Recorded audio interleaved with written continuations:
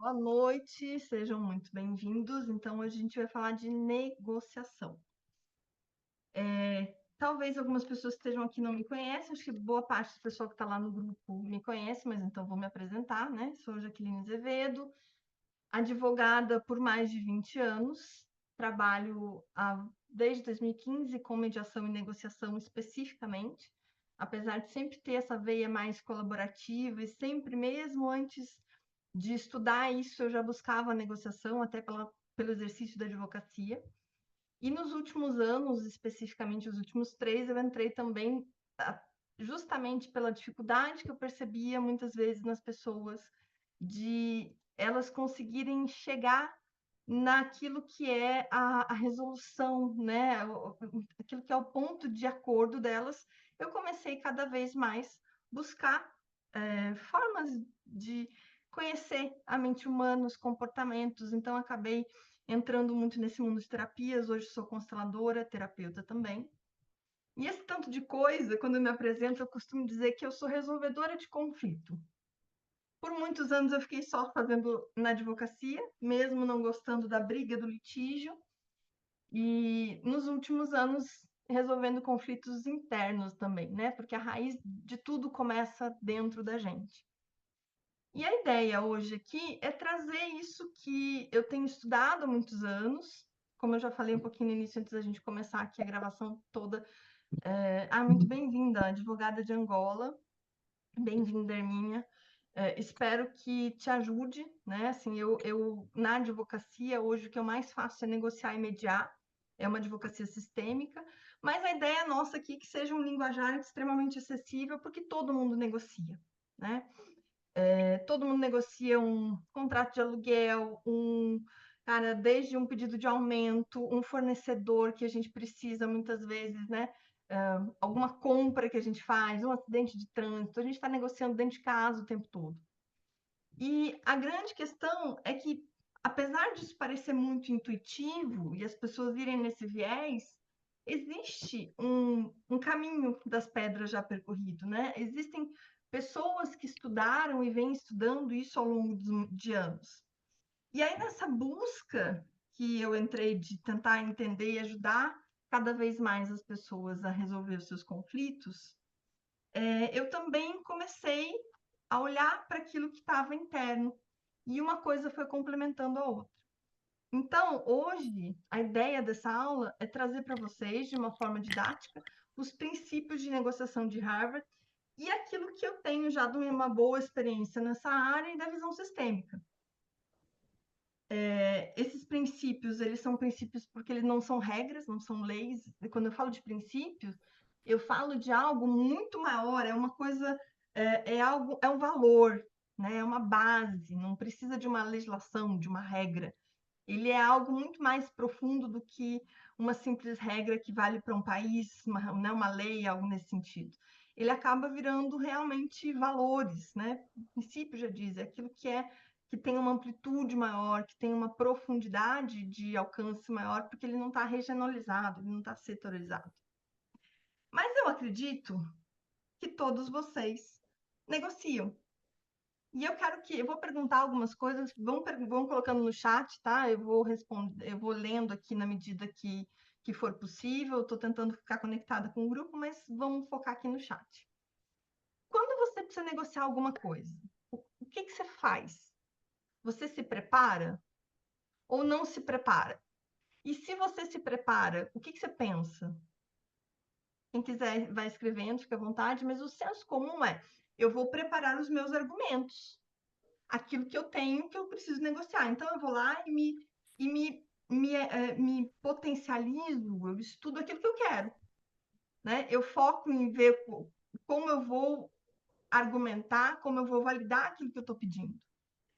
E por aí já começa uma grande dificuldade da negociação. Porque quando eu estou negociando, não é sobre mim. Por incrível que pareça. Os grandes negociadores, e a gente estuda muito para entender algo que é muito simples. A negociação é sobre o outro. A negociação, a hora que eu preciso negociar, eu tenho que entender o que o outro precisa também. Porque se eu estou só focada em mim, é o que muitas vezes leva a pessoa para um processo judicial. Eu estou ali para buscar os meus direitos e ponto. Né? Mas quando eu quero negociar, eu preciso ter uma visão diferente. E isso é o que difere um bom negociador de uma pessoa que está simplesmente na barganha. A barganha é quando você vai num local, sei lá, no mercado, ou você vai comprar alguma coisa, e você fica naquela barganha de preço. Ah, sei lá, R$ 1.000. Não, eu dou 990. E o cara, não, eu faço por, sei lá, e aí você vai negociando o valor. Isso não é negociação. Esse é o primeiro mito que a gente precisa entender. Barganha não é negociação. Isso é barganha, que todo mundo sabe fazer, né? Quem nunca foi comprar em um camelô ou qualquer lugar que você precise discutir o preço. Isso é barganha. Negociação é um conhecimento, é uma técnica que envolve alguns princípios básicos. E esses princípios, eles estão no livro que eu recomendo fortemente quem se interessar e não conhecer pelo tema, Como Chegar ao Sim. Esse livro tem 40 anos e ele é muito didático, ele não tem juridiquês, ele não é para advogado, ele traz os 4 princípios da Escola de Negociação de Harvard. Lá na década de 80, um grupo de grandes advogados começaram a perceber que não era inteligente levar tudo para o judiciário. Deveria existir algo que poderia ser feito, né, formas de conseguir o que eles querem, por isso que é como chegar ao sim, sem precisar ir partir para a força máxima, que é a briga. E aí, é isso que eu vou trazer para vocês, esses 4 princípios de uma forma muito acessível, eles são muito simples. Tudo que é princípio, ele é muito lógico, vocês vão ver que vai fazer sentido para vocês. Mas esse é um livro que é uma bíblia até hoje. Quem já fez, eu estou vendo aqui algumas pessoas que já fizeram aula comigo, eu sempre falo desse livro. Eu já li ele umas 5, 6 vezes, assim, para mim, para dar aula. Quando eu fiz especialização no Canadá, eu estava começando a falar um pouquinho de mim e não falei dessa parte, né? Eu morei 3 anos no Canadá, eu fiz uma especialização de negociação e mediação lá. E a primeira cadeira era sobre introdução à mediação, onde a gente tinha que estar aqui com esse livro na ponta da língua, né? Precisava chegar já entendendo. Então, ele tem muita coisa boa. No todo o convívio com quem que eu tenho ainda nesse meio, com negociadores e mediadores, quando a gente vai para competições de mediação internacional, enfim, nessa área, é muito visível o quanto esse livro ainda é a base, né? Existe uma escola que foi criada de negociação no mundo depois dessa primeira escola de negociação de Harvard, através desse livro. Então, ele fala de coisas que vão desde o dia a dia a questões de milhões que um advogado vai poder negociar. Os princípios são os mesmos, né? A base, os valores são os mesmos. E tá, você está aqui falando, mas quais são eles? Então, vamos começar. São 4 princípios muito básicos que a gente precisa entender, que é separar as pessoas do problema, concentrar nos interesses e não nas posições. Eu vou explicar tudinho o que é, só quero falar os 4 primeiro. Criar opções de ganhos e usar critérios objetivos. Alguém já tinha ouvido falar? Já vi que tem alunas minhas aqui, Sonali, Bárbara, mas quem não é advogado, quem não está nesse meio, já tinha escutado falar sobre esses princípios de negociação? Comenta ali no chat para mim poder entender qual é o que eu preciso explicar mais para vocês, se a gente vai da base, para mim ter uma noção. Não, né, Rose? Tá. Eles são princípios, assim, são formas de... Não, também há. Então tá, então vamos entender. São, digamos assim, vamos pensar em valores, né? São coisas que a gente precisa começar a expandir a nossa mente. Quando fala de... Cuidado, gente, com o mundo de vocês, tá? Não... Deixa eu só colocar aqui, peraí. Eu já mutei. Então, a gente precisa começar a olhar para esses princípios cada um. O que é separar as pessoas do problema? Vamos pensar num caso assim. Como é que começa uma discórdia? Como é que se chega numa questão tão complexa que vai parar num processo judicial? Você tem um problema, vamos pensar um problema de vizinho.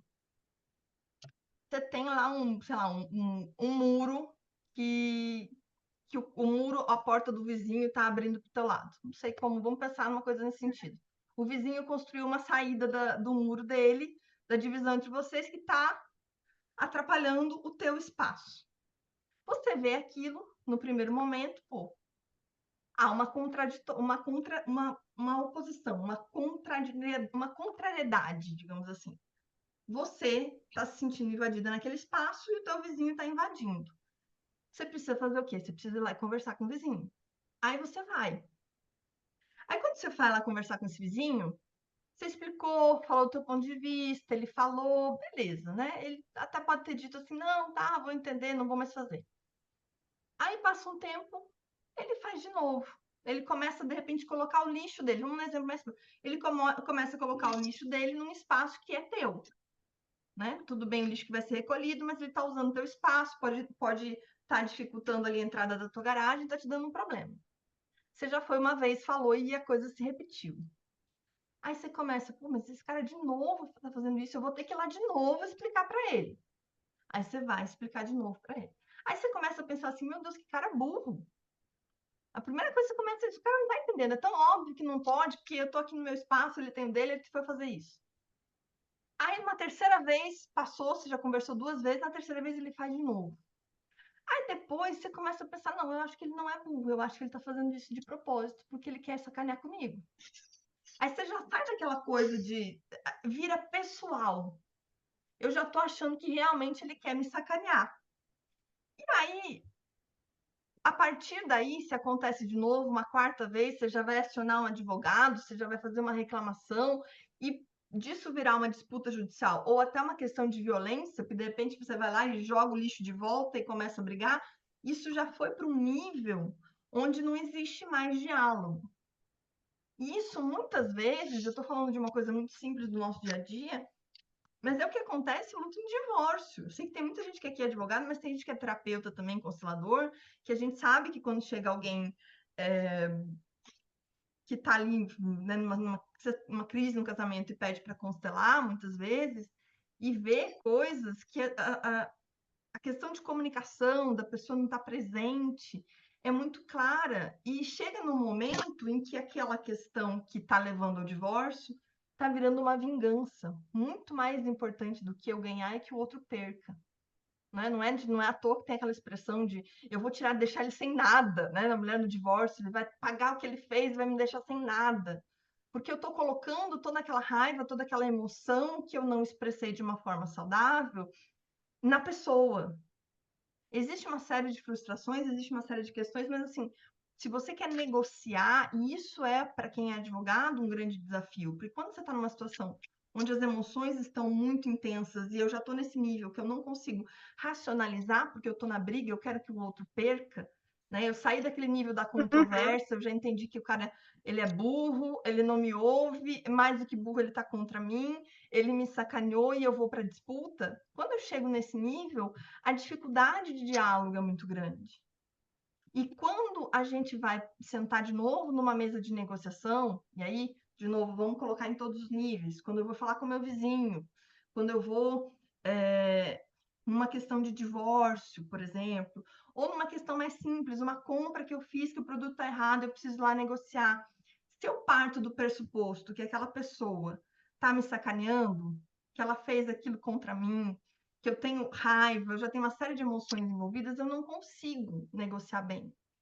Porque para que eu precise ir para essa negociação, a primeira coisa é separar as pessoas do problema. Não é ela contra mim. Existe um problema que eu preciso resolver.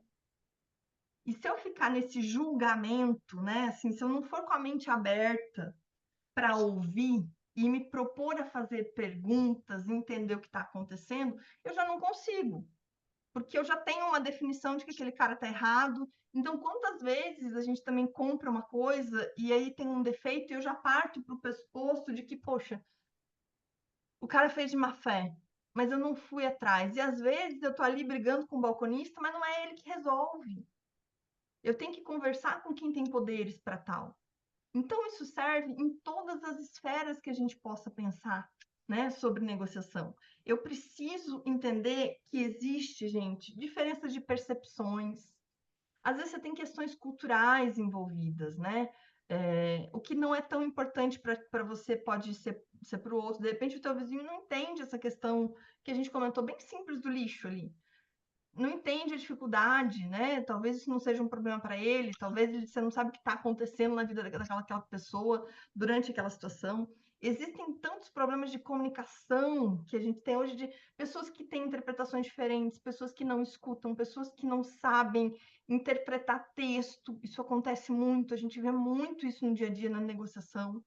Então, a primeira coisa que eles falam é separa as pessoas do problema. É como se você tivesse que pensar assim: eu tenho um problema, estou eu de um lado, meu vizinho do outro. A gente precisa encontrar um denominador comum para resolver. Se você ficar achando que é pessoal, você não consegue. Parece fácil, né? Mas é muito Pois é. difícil fazer isso. Né? É muito difícil porque existem emoções envolvidas, existe um histórico por trás. Então, é algo que a gente precisa começar a entender do nosso dia a dia, porque se eu tenho interesse em negociar, eu preciso conseguir alguma coisa. O que eu quero obter de resultado precisa ser mais importante do que a rixa e o julgamento que eu tenho com aquela pessoa. Senão eu não consigo. Exato, gatilhos são ativados. Você falou bem, exatamente. E essa é a grande questão, por exemplo, que me fez ir cada vez mais para o lado do direito sistêmico agregado à advocacia, porque os gatilhos são ativados e a gente precisa ter muita consciência disso, né? Eu quero falar um pouquinho no final também sobre essa questão do autoconhecimento que faz toda a diferença. Gatilhos que são ativados e a gente precisa estar se perguntando o tempo inteiro, dando um tempo. Às vezes eu preciso de um tempo para conseguir lá negociar. Né? Eu preciso olhar para mim, para esses gatilhos, porque senão eu estou ali com o meu cérebro reptiliano, que a Karina fala muito isso para a gente, né, Rose? Mas na mediação, na negociação, existem livros sobre o cérebro trino, né? Que é o nosso reptiliano, a parte cerebral das emoções, né? O pensamento. Então, eu preciso sair desse gatilho emocional. E aí, vale diversas coisas. Vale você trabalhar você mesmo, mas assim, quando a gente está falando de negociações mais simples, é não fazer aquilo naquele momento. Eu era essa pessoa, talvez aqui acho que não tem ninguém que trabalhou comigo há 10, 15 anos atrás, mas eu tudo respondi e-mails desaforado, cara, um gatilho era ativado para alguma coisa, lá ia eu, mandava e-mail com cópia para chefe, não sei o quê. E aí eu comecei a entender as consequências disso. Isso me deixava longe do que eu queria. E aí eu comecei cada vez mais me policiando. Então, assim, hoje eu penso 500 vezes antes, eu olho para mim, eu saio de perto, eu vou caminhar, eu preciso de ar nessa hora. E a gente precisa estar distante desses gatilhos ou consciente deles, né? Porque se eu ficar alimentando, e isso é muito difícil quando a gente está num processo judicial ou numa disputa que tem ali já a PROCON, alguma coisa nesse sentido envolvido. Se eu ficar, eu como advogado, alimentando isso no meu cliente, a gente não chega no acordo. E aí, claro, existem várias questões, né? O advogado às vezes não cobra pelo acordo, ele cobra pelo fim do processo, aí é outra questão que não cabe hoje aqui. Mas esse é o primeiro ponto para que eu entenda. Não é pessoal. Está cada um lidando com seus próprios gatilhos, está cada um lidando com as suas emoções, está cada um lidando com as suas dificuldades. Quando eu entendo isso, que tipo, a verdade real é, ninguém está nem aí pra gente. Se a gente sabe, às vezes, na constelação, que isso vale para a família, o que dirá numa negociação do dia a dia? Cada um está ali lidando com seus problemas. Então, isso precisa ficar muito claro. E isso está aqui num livro escrito há mais de 40 anos. Para, na época, advogados e quem quisesse entender, né? Quem quisesse, precisasse negociar. Então, é muito mais uma questão de levar em conta isso, de respeitar. E esse é o primeiro ponto. O segundo ponto, que é quase que uma cadeia de, né? Um vai derivando do outro, que são a questão dos interesses, né? O segundo princípio de Harvard é se concentrar nos interesses e não posições. O que são posições, o que são interesses? Primeiro ponto. Posição a gente chama quando eu chego e digo que eu quero alguma coisa. Sei lá, eu quero me separar. Vamos usar um comum, eu quero me separar. Mas isso é a minha posição. Ou eu quero me separar e eu quero ficar com a casa, dou lá uma lista de bens. Isso é o que eu estou dizendo que eu quero. Mas o interesse é o que está por trás. O porquê eu quero aquilo. Qual é o motivo que eu quero aquilo? Pode ser para tirar todos os bens do marido, para tirar, de repente, a pessoa quer lá as ações da empresa, não sei. Ou pode ser uma questão de uma necessidade, uma preocupação de sustento com os filhos. O interesse é o que está por trás daquilo que eu estou pedindo. Então, quando alguém pede alguma coisa para vocês, ou a pessoa nega alguma coisa que você está pedindo e você precisa de negociação, você tem que tentar ir para os interesses, o porquê ela está fazendo aquilo. E como que eu faço isso? Perguntas abertas. Por quê? Como? Por quando? Né? O que você precisa investigar. E por isso que eu falo para vocês que a negociação não é sobre você, é sobre o outro. Porque quando você tem alguma coisa, eu quero pedir um aumento do meu chefe, você tem que sentar com ele. Você tem que ouvir e você tem que perguntar o que ele precisa, o que ele está achando do seu trabalho, o que mais você pode fazer, quais são as necessidades da empresa naquele momento. É muito mais cavocar interesses para entender como acomodar o que você quer e o que a outra parte quer. No Como Chegar ao Sim tem uma historinha muito conhecida na negociação. Como tem muita gente aqui que não é dessa área, eu vou contar, porque eu acho que é bem elucidativa. É uma história muito simples. Uma mãe e duas filhas pequenas em idade escolar. É a história da laranja, que é conhecida assim. E as duas filhas, no dia seguinte na escola, precisavam de uma... precisavam levar uma laranja. E a mãe, em casa, de noite, a aula começava no dia de manhã, só tinha uma laranja. E ela tinha duas filhas que as duas precisavam de laranja para levar para a escola. Ela podia partir ao meio, mas ela resolveu, antes de partir ao meio, porque aí nenhuma delas ia poder levar a laranja inteira, perguntar o que as filhas queriam. E uma delas queria levar uma laranja, um suco de laranja, para poder tomar de lanche no dia seguinte. Era isso que a menina queria. A outra queria fazer um experimento que a professora tinha pedido com a casca da laranja. Então, nenhuma delas precisava da laranja inteira, né? Uma queria a casca, a outra queria o suco da laranja. Quando a mãe para pensar, para perguntar, para entender, o que ela fez? Óbvio, né? Pegou a laranja, fez o suco, deu para uma filha, guardou a casca, organizou tudo para outra menina levar. Então, isso mostra que muitas vezes a gente está empacado numa negociação. Eu quero, sei lá, eu quero pedir esse aumento para o meu chefe, mas eu não estou ali para entender e ouvir o porquê que ele nesse momento está dizendo que não, ou para ter os argumentos que eu preciso. Ou quantas vezes, quem já fez obra que sabe a dificuldade às vezes que a gente tem, né, de fornecedor que não entrega no prazo, e é um parto mesmo, enfim. Você sentar e negociar para entender, né, o que eles querem, o que você quer, quando a gente está em várias disputas. Então, é sempre lembrar o que será que a pessoa quer. Nunca é só o que ela está pedindo. E, gente, eu falo isso por total experiência. Muitas vezes as pessoas entram com um processo trabalhista e tudo que elas querem é o reconhecimento do chefe, que reconheça o trabalho que ela fez. Eu trabalhei muitos anos numa empresa de tecnologia, de software, né, para trânsito. E a gente tinha algumas questões, enquanto eu estava lá, de trabalhista, de pessoas que buscavam, às vezes, um reconhecimento, iam fazer aquelas denúncias do Ministério Público, né? Ou entravam com um processo porque participaram na criação de um software e não foram reconhecidas como autoras daquele projeto. E isso, muitas vezes, é tudo que a pessoa quer. Isso vale dentro de casa, às vezes o comportamento de um filho, né, que tem algumas atitudes e você não para entender o que aquela pessoa está buscando por trás do que está fazendo. Então, é importante olhar e perguntar, e fazer sempre essas perguntas abertas. Por quê? Como? Quando? O que levou a pessoa a fazer? Para entender o que de fato é interesses. Eu não sei se ficou claro, gente, me falem aqui, eu sei que talvez quem é advogado já conheça bastante, mas assim, interesse e posição. O que você tem que estar sempre atrás em qualquer negociação é o motivo, não é o que a pessoa fala. E isso você só vai saber perguntando, fazendo pergunta, entendendo o que ela quer, por que ela precisa daquilo, por que tem que ser naquele prazo, por que não pode ser no seu.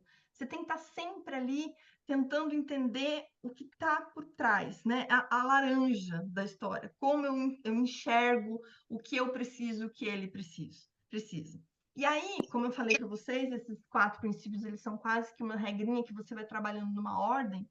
Quando eu paro, sento de frente de uma pessoa, ou me abro para negociar com ela, sem julgamento, começo a fazer pergunta, entender o lado dela, vai ficar mais fácil para mim o terceiro princípio, que é criar opções de múltiplos ganhos, que foi o que a mãe fez na história da laranja, né? Então, poxa, ela não precisava de 2 laranjas, ela não precisava sair e comprar mais uma. Ela precisava, né, entender que naquele caso, uma forma das duas ganharem satisfatoriamente era dividir o suco para uma, a casca da laranja para outra. E muitas vezes o que você quer depende do que o outro também quer. Sabe aquela frase que a gente escuta muito, é quase que um ditado popular, assim, gente feliz não incomoda? É mais ou menos isso. Se eu estou numa negociação, eu preciso ajudar a outra pessoa a conseguir o que ela quer. Porque aí ela está feliz e eu também consigo o que eu quero. Então, é muito por aí. A gente precisa começar a entender, e é uma visão muitas vezes, contrassenso, né? A gente estava falando no início daquela história de eu me preparo para uma negociação, eu vou negociar o meu aluguel, eu vou negociar, sei lá, um contrato atrasado, eu vou negociar um cara que teve um acidente de trânsito, eu levo todos os meus argumentos, mas eu não estou ali interessado em ouvir o outro lado. E aí, tudo bem, você vai seguir com o processo, você vai seguir pedindo o que você quiser, e talvez você ganhe muito menos do que você poderia ganhar. Porque enquanto a gente estiver nessa visão de eu ganho e o outro perde, muitas vezes você vai ganhar, por exemplo, quando você vai no processo judicial, quem não é advogado talvez não saiba disso, mas assim, todo mundo tem esse meio senso comum. Muitas vezes o que você ganha, você não leva, né? Porque você leva anos para conseguir o que você precisaria no processo judicial. Né? Mesmo ganhando o processo, até que você receba aquele valor, receba o que foi pedido, demora anos. Então a gente precisa começar a mudar isso, é uma mentalidade, isso é um contrassenso, né? Porque a gente tem hoje um contrassenso no sentido de que a gente vai contra esse senso comum do litígio, mas graças a Deus também há um senso comum, né, de que a gente precisa também colaborar. Isso tem sido crescente. É entender isso, que eu consigo, resolvendo o problema do outro, eu consigo resolver o meu. Para mim, me preparar era me exato, mas é sempre, né, Rose? Esse é o que a gente sempre acha que é. Eu tenho que me preparar, me munir de armas. E claro, você tem que ver os seus argumentos, você tem que estar preparada, mas você tem que também se preparar. Eu até gosto nas aulas de negociação, quando eu falo para aprofundando um pouco mais o tema, que antes a gente faça um exercício de pensar o que será que o outro quer. Não para que você vá com presunções, de forma alguma, mas para que você saiba fazer as perguntas, sabe? Isso te ajuda a fazer perguntas melhores. Isso te ajuda a ficar um pouco mais atenta ao que você precisa perguntar. Mas assim, acho que a nossa grande dificuldade hoje. Oi, Constância, agora que a grande dificuldade hoje, e principalmente para quem não é advogado, que está aqui, que nunca, né, eu sei que os advogados e amigos que estão aqui já dessa área sabem, são pessoas que concordam comigo muito do quanto a gente precisa ter essa visão colaborativa. Mas isso é senso comum, isso que a Rose falou, né? A maioria das pessoas, quando pensa em negociar, vai lá se munir de armas e argumentos contra o outro. E aí eu estou deixando muitas vezes de ter resultados muito melhores, porque isso me impede de enxergar o outro. Sabe o que a gente fala, né, Rose, na constelação? Eu vejo você? É exatamente isso de um outro jeito. É exatamente isso que eles falam aqui de uma forma. Espírita produzida, protagonizada, podcast. A minha Perdão, gente, representa um eu vou colocar no mudo aqui. Eu mutei. Se quiser falar, só levantar a mãozinha que eu passo. Não fiquei, eu fiquei em dúvida se é um comentário ou se é. Às vezes soltou o mudo, mas é todo mundo no mudo aqui. Conceito de uma boa negociação quando eu ganho em outro pé. Esse é o conceito antigo. Isso é uma coisa que a gente tem trabalhado muito para mudar. Né? Eu preciso começar a entender que quando eu vou para uma negociação, eu preciso ter aquela mesma postura, como eu estou ser consteladora e terapeuta, né? Então, assim, da constelação, olhar, eu vejo essa pessoa, eu vejo o que ela quer. Então, eu me abro para ouvir, com tudo que a gente já falou antes, né? De não ficar com julgamentos antes, se abrir para fazer perguntas que sejam abertas. E a partir do momento que eu entendo, eu consigo fazer essas propostas de solução. Uma grande dificuldade, como advogada consensual que sou, né? Hoje eu primo para resolver tudo da forma consensual, o máximo. Eu até uso o judiciário, mas muitas vezes como um caminho de encontrar esse consenso, mas eu não litigo. A dificuldade disso que você falou, quando você está com um advogado, por exemplo, de repente o cliente ele tem essa visão do litígio, que ele quer um advogado gladiador, e chega uma advogada que nem eu, que vai negociar, toda colaborativa, propondo solução para o outro lado. Né? Constância, Renata, Sonali, outras que estão por aqui já devem saber que às vezes a gente enxerga algumas pessoas que ficam assim, como assim? Como que meu advogado está falando para outro advogado, está falando para outra parte, para dando solução? Isso é o senso comum. E isso é importante a gente começar a entender, porque não adianta a gente não ter coerência. Se eu tenho coerência com quem eu sou, eu falando para isso, como eu comentei para vocês, eu me sinto hoje uma resolvedora de problemas. Comecei a minha vida nessa área, resolvendo no judiciário, porque era só o que eu sabia fazer, e fui cada vez mais afunilando até resolver problemas pessoais hoje em dia, né? Conflitos internos através da terapia e da constelação, mas não me desfiz de nenhuma das funções, eu só fui acumulando. Então, a gente precisa ter coerência. E se eu sou uma pessoa que eu tô ali no autoconhecimento, que eu tô buscando, que eu tenho essa visão sistêmica, que eu tenho essa questão, em tudo à minha volta eu preciso olhar para as pessoas. Eu preciso me abrir para essa negociação. Esse terceiro princípio, esse terceiro valor, mostra muito isso, né? Gente feliz não incomoda. Então, vamos ajudar essa pessoa a ser feliz, que eu também consigo. E isso, muitas vezes, causa espanto. Vocês vão ver, a hora que vocês começarem a fazer um pouco mais, isso causa espanto porque não é normal. Infelizmente, né? A gente vai vendo situações onde muitas vezes as pessoas fazem isso que você estava falando antes, né? Se armam. Exato. Aí você escuta, você está do meu lado contra mim. Né? Eu também demito alguns clientes nesse sentido.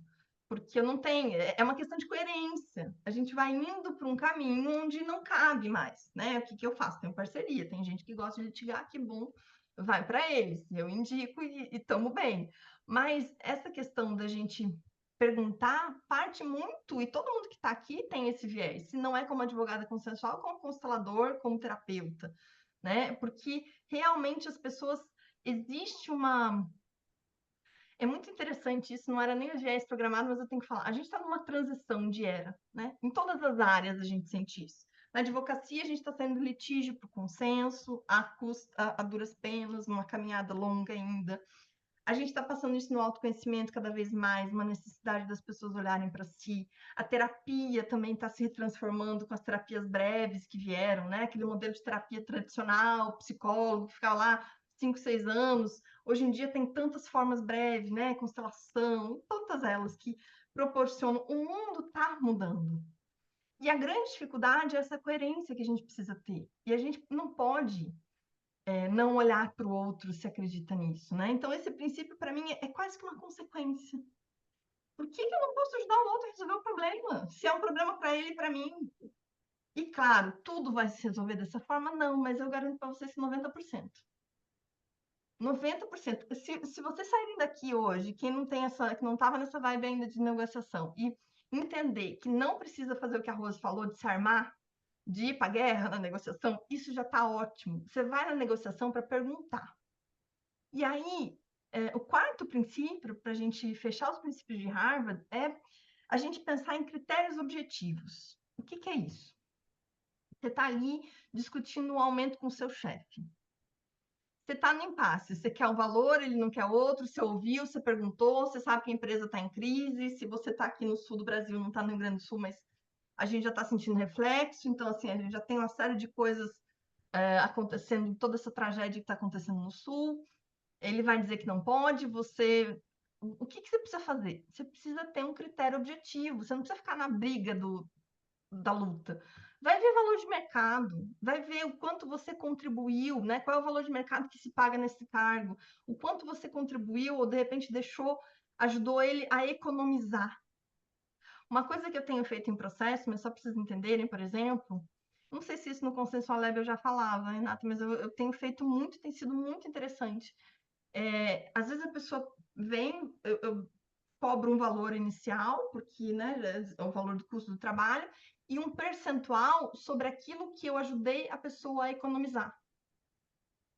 Sabe, assim, ele tinha uma execução, sei lá, era 200 mil execução, mas ele fez um acordo de 110. Tem ali 90 mil que ele economizou com esse acordo. Aí eu coloco um percentual ali. Isso é uma coisa que eu tenho aplicado em tudo. Você pode, na empresa que você está hoje, pensar, poxa, o que eu ajudo essa empresa? O quanto isso representa? Se não monetariamente, mas assim, explicar o que isso representa. Muitas vezes, a gente às vezes não dá atenção e fica e volta para a questão pessoal, né? Ele não quer, ele não vai me dar, eu não consigo, mas não se imune. Quando você tem um impasse, é valor de imóvel de mercado, é valor do quanto que cobra no mercado de salário, é costume, né? Como é que é o costume daquela empresa de fazer, qual é a cultura da empresa, o que é saudável ou não. Então, isso é, Rose, falando aquilo que você tinha falado do se armar, isso sim é uma coisa importante de levar, de pensar qual é a base de critério. Não é o se armar, mas é se preparar, né? Vamos mudar essa palavra, porque isso faz uma grande diferença. É o se preparar. Bom, então eu quero discutir isso, eu vou já dar uma olhada.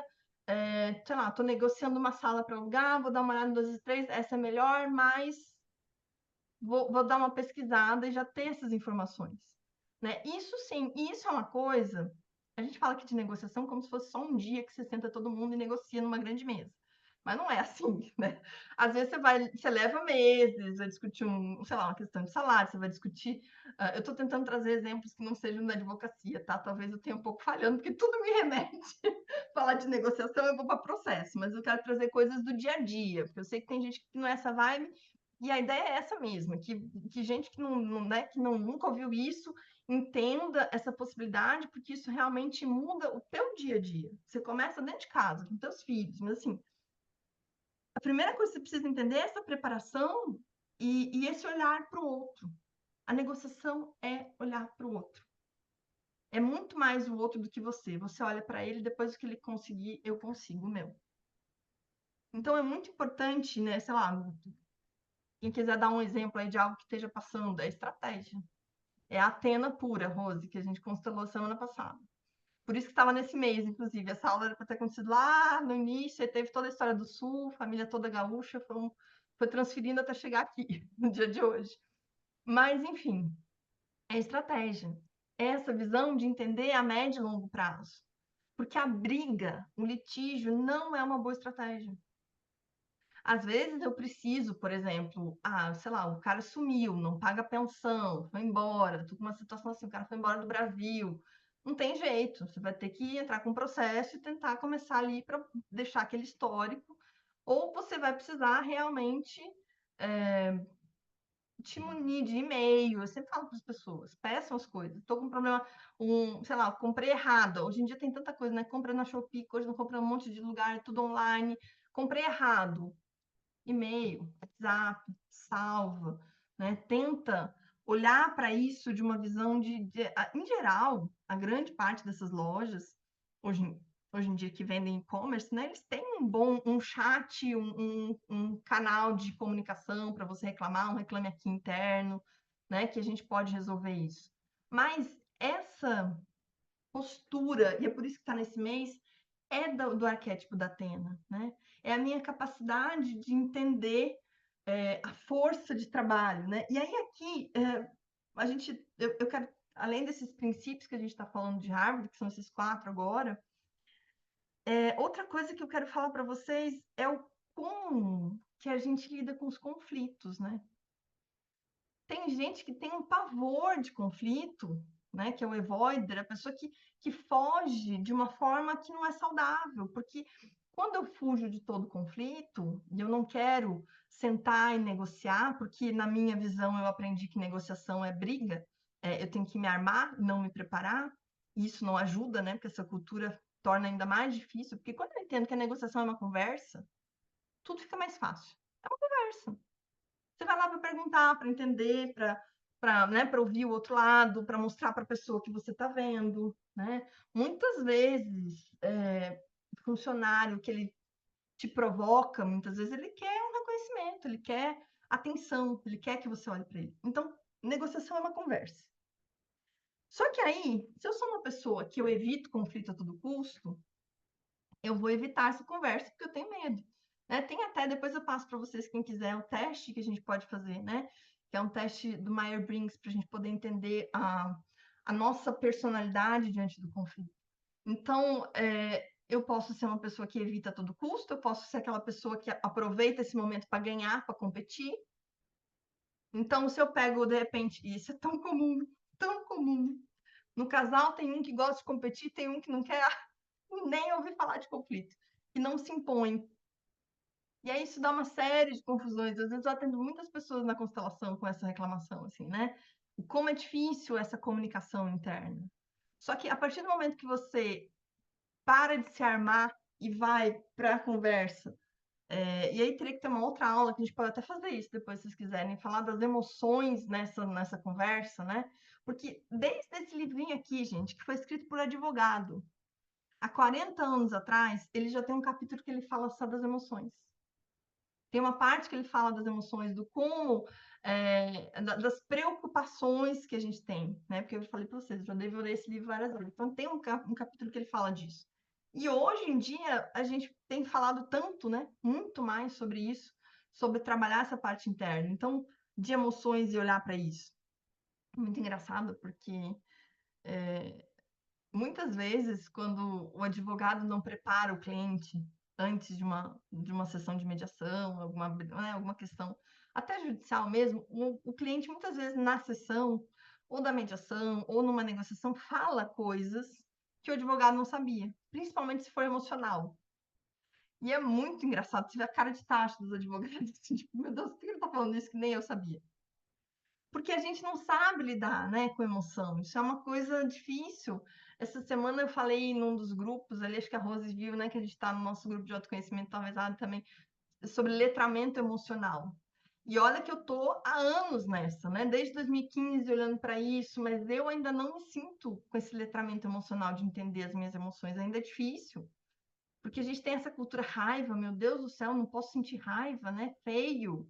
E aí eu guardo isso para mim, sendo que essa raiva a Atena precisa dessa raiva, né? Da força de vontade, da estratégia, do impulso, né? Eu não olho para a tristeza, né? Quantas vezes a gente fala, não chora, não precisa chorar. Como assim, gente? A gente precisa expressar, né? E isso também pode, o que isso tem a ver com negociação? Tem tudo a ver com negociação. Tem tudo a ver com negociação, porque aí entra uma coisa importante. E pode parecer muito estranho, mas a gente está falando que negociação é sobre o outro. Só que antes de você pensar em negociar, você sabe o que você realmente quer quando você quer negociar? Você já parou para pensar? O que eu realmente quero? Então, esse é um ponto muito importante. A gente acaba que tudo passa nesse autoconhecimento, né? Porque será que realmente eu quero, no caso de um divórcio, tirar todos os bens do marido? Ou eu quero que ele faça uma retratação porque ele me traiu? Numa reclamação trabalhista, será que realmente eu estou querendo tudo aquilo ali de dinheiro e ferrar com o meu patrão? Ou eu estou querendo um reconhecimento pelo trabalho que eu fiz, direito autoral pelo que eu criei? Será que não é isso? Né? Será que aquela reclamação que a gente faz de uma empresa que não me atendeu do jeito que eu queria, será que isso não é reflexo do meu dia? E aí, indo até um pouco mais profundo, né?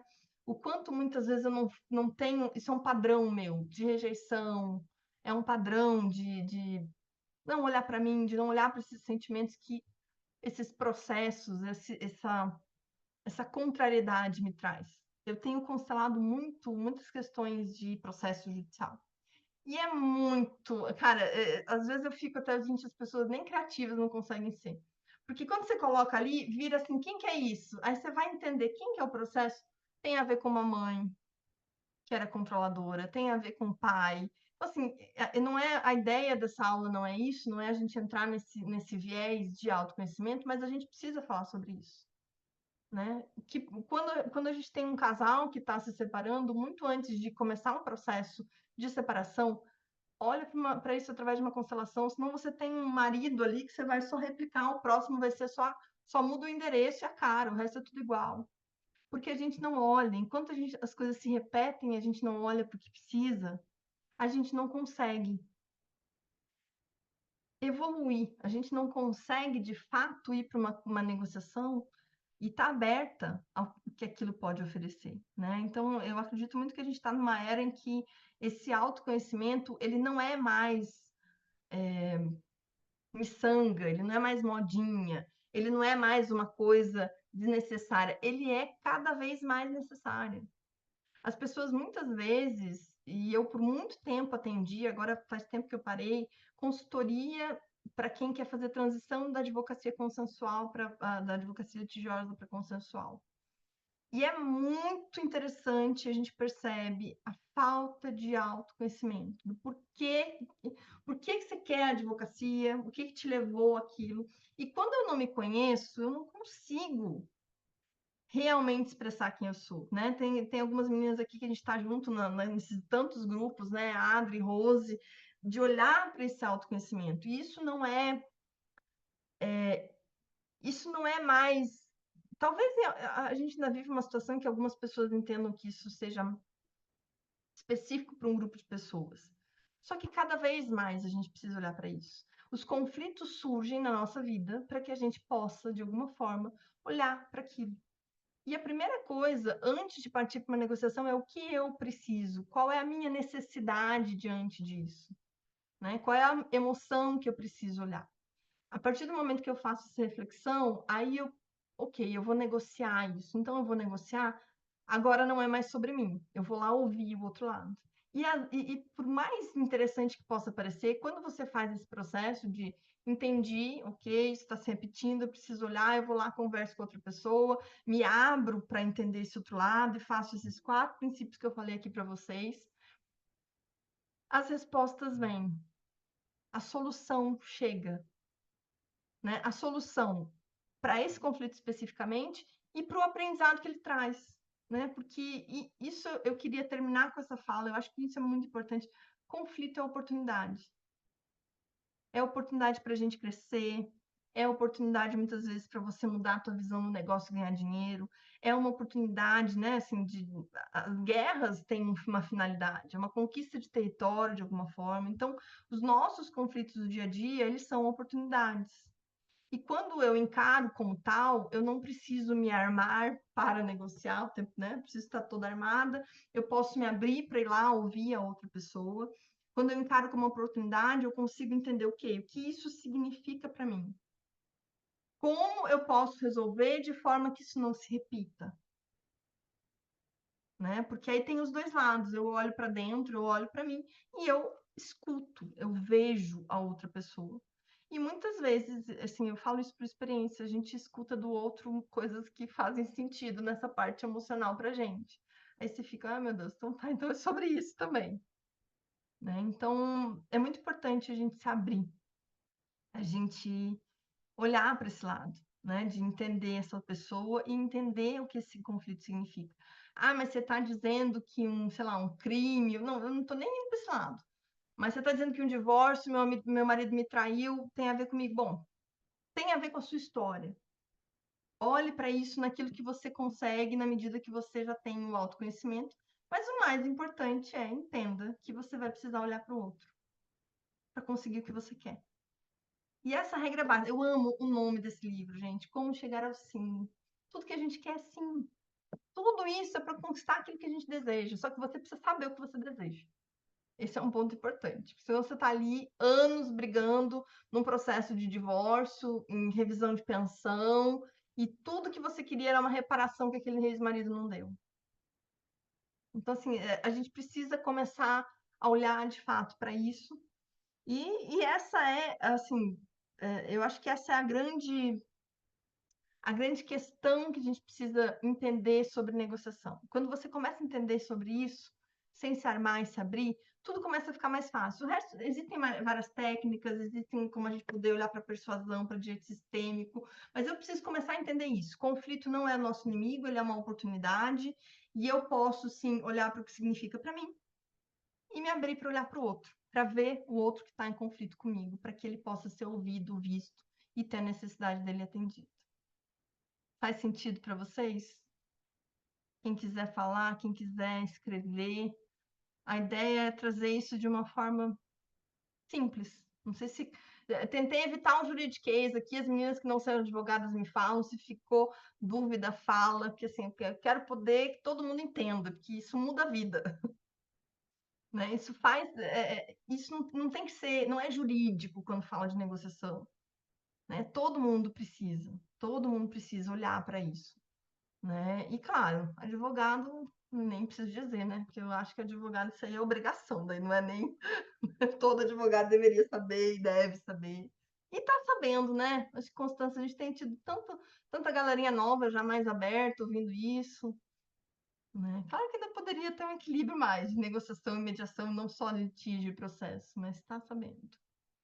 Gente, e dúvidas? Querem aproveitar para perguntar? Querem entender? Esse livro tem uma parte que eu sempre pensei de fazer, que é a negociação de jiu-jitsu. Não sei se vocês já viram, porque bem no finzinho ele fala bastante. Eu adoro esse termo. Que é o que você faz quando alguém chega extremamente emocionado, gritando, como é que eu reajo a isso? Né? Eu acho que essa é uma parte prática. De repente, a gente pode, num segundo momento, mês que vem, fazer algo nesse sentido. Não sei, se fizer sentido, me falem, se vocês têm interesse, ou até coloquem ali outros temas. Assim, a minha ideia com essas aulas é que a gente possa levar esse tema para o dia a dia de vocês. Igual comunicação não violenta, filosofia de vida, ai, sem dúvida. Sem dúvida, sem dúvida. Comunicação não violenta é. Você sabe que a comunicação não violenta, eu conheci mais ou menos naquela época, e eu tinha na minha cabeça um conflito imenso de comunicação com meu pai. Nossa, eu julgava e achava assim, meu Deus, ele não consegue se comunicar. E aí eu fui para um workshop de comunicação não violenta, e eu me lembro que ele fazia uns passos assim que a gente ia seguindo. A primeira vez que eu tive contato, assim, era uma imersão, no fim de semana.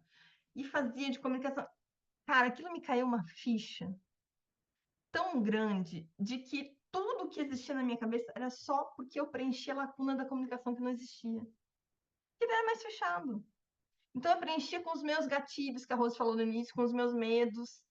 E aquele curso valeu mais que terapia, assim, que eu disse, cara, eu não tenho problema nenhum. Era tudo eu. Porque a comunicação é tão problemático, né? E eu trabalhei muitos anos como dentro de empresa, assim, corporativa, como advogada de empresa. E quando eu fui para o Canadá, assim, o maior problema que a gente tinha dentro da empresa era a comunicação. As pessoas não liam os comunicados, as pessoas não sabiam responder, as pessoas não ouviam ou ouviam do jeito dela. Então, assim, o tempo que me tomava era de explicar e estar sempre melhorando a comunicação. E aí, cara, isso vai ser diferente em outro lugar. Aí corta para um tempo depois, fui morar no Canadá, eu trabalhei numa loja por muito tempo lá. E era uma loja, assim, que aí depois eu fiquei responsável por, tipo, a CIPA deles, sabe, assim, o equivalente a CIPA. Cara, os mesmos problemas de comunicação, tudo do mesmo jeito. Então, assim, isso é muito difícil para o ser humano, né? A gente tem muita dificuldade dessa comunicação, mas é algo que a gente pode olhar. Eu gosto muito desse tema da comunicação não violenta, comunicação não assertiva, porque realmente a gente tende a preencher da pior forma as lacunas, né? Deixa eu ver o que vocês estão escrevendo aqui que eu não vi tudo. É para a vida, igualdade, eu tinha lido, escuta a pessoa pacientemente e se ela se desarma. Cara, isso é lindo, né, Malu? Que a pessoa também vem armada. Aquilo que a Rose falou, de que se prepara para negociação, que a ideia dela de negociação é se armar, todo mundo tem. Então a outra pessoa também vai armada. Até que quando um dos dois está nessa postura aberta, você vai ver que a demanda de fala do outro é muito grande também. Então, quando a gente escuta, né, e se permite, às vezes é tudo que a pessoa quer. E isso muda demais. Vamos agendar a próxima. Vai ser mês que vem, não sei que data, né? A gente está em junho, a gente faz. Depois eu coloco ali no grupo, se vocês quiserem dar sugestões de tema também, a gente pode ver ou a negociação de jiu-jitsu, ou a comunicação não violenta. A gente coloca ali. A ideia é que a gente possa desmistificar algumas questões, né? E trazer acessível esse conhecimento, porque, como eu falo para vocês, quanto mais pessoas entenderem a importância dessa negociação, da comunicação, né? Dessa postura, eu acho que agora eu encontrei até uma palavra, assim, acho que a minha ideia com essas aulas, né, que eu chamo de aula, mas enfim, essa troca da gente conversar, eu estou hoje falando mais, mas a gente pode fazer de uma outra forma nos próximos meses, é criar uma nova postura. E eu não quero falar isso só para advogado, sabe? Eu acho que a gente também precisa. A gente está num momento tão multidisciplinar, né? Nem combina comigo mais. Eu faço tanta coisa diferente com tantas tribos. Eu estou ali na tribo dos terapeutas, estou na tribo dos controladores, estou na tribo dos advogados, do mediador. E eu acho que esses conhecimentos todos, eles se entrelaçam de alguma forma, né? Eu fiz há um tempo atrás com a Karina Rodrigues um aulão de direito sistêmico, né? E foi tão interessante assim a gente ver, porque também tinha pouca gente que era de advogado, e a gente conseguiu entender essa interseção, né? Tá todo mundo numa fase de mudança, tá todo mundo buscando se readequar com novas formas de solução para a vida, né? Não só no direito, não só na terapia, mas para a vida, né? Então eu acho que é isso, gente. Dúvidas, perguntas, quiserem falar. Deixa eu parar a gravação, que aí a gente pode. Peraí.